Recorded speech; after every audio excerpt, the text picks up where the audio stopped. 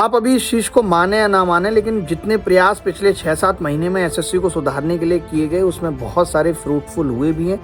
और देखिए, रिफॉर्म्स देखने में बहुत छोटा शब्द लगता है लेकिन आने में बहुत वक्त लग जाता है। धीरे धीरे चीज़ें आ रही हैं। जैसे पहले 100 रुपये के लिए चिल्लाना पड़ता था कि भाई 100 रुपये क्यों ले रहे हो, गलत सवाल पूछ के 100 रुपये क्यों ले रहे हो, और उसके आधार पर बहुत सारे गलत सवाल पूछे भी जा रहे थे। तो अब एसएससी ने किया, जब ये इतने सारे हंगामे, प्रोटेस्ट, एसएससी के खिलाफ आवाज़ें उठी, तो एसएससी ने कहा, डीओपीटी में जब हम भी मिलने गए थे, हमने इस मुद्दे को उठाया था, तो उन्होंने कहा था कि इसको हम ख़त्म करेंगे। और आपने देखा होगा उसके बाद एक नोटिस आया कि अब ये 50 रुपये हो जाएगी फीस।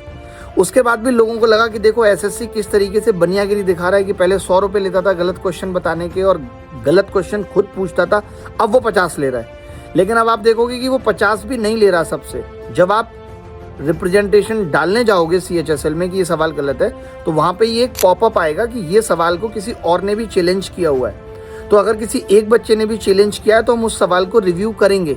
तो आप इस सवाल को चैलेंज ना करें। आप फिर भी करना चाहते हैं, आपको लगता है कि नहीं मेरे पास पैसे ज़्यादा है, मेरे को कॉन्फिडेंस चाहिए, तो आप कर सकते हैं।